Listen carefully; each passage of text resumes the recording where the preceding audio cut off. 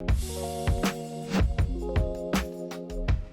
you start by introducing yourself, please? Shankar Musunuri, Chairman, CEO, and co-founder of Ocugen. Thank you so much for joining us today. So how's JPM week going? How are you finding it? Exciting, very busy. We're meeting a lot of analysts, bankers, investors, as well as potential partners. And can you tell us a bit about what you're doing at Ocugen? Ocugen, we are leaders in ophthalmology gene therapies. We have amazing therapies targeting many blindness diseases, those are orphan in nature, as well as diseases that affect millions like macular degeneration. And I understand you've had some recent readouts. Yeah, very exciting data. First program which is going through phase 3 clinical trials. Yesterday we released durable data at 2 years, untreated eyes versus treated eyes, statistically significant at p-value of 0.1.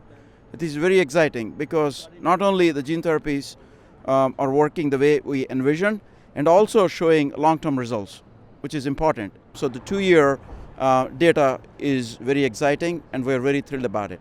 Really, really exciting. Safety and efficacy, that FDA combination. And speaking of the FDA, obviously we have a new administration coming in, potentially a shake-up. Where do you see the future of American healthcare going?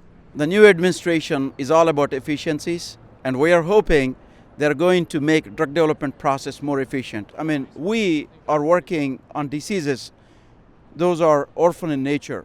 For example, retinitis pigmentosa, you take Stargardt disease, even geographic atrophy, there's so much of unmet medical need. When you put yourself in the patient's shoes, they need new therapies, they need rescue sooner than later. How do you do that?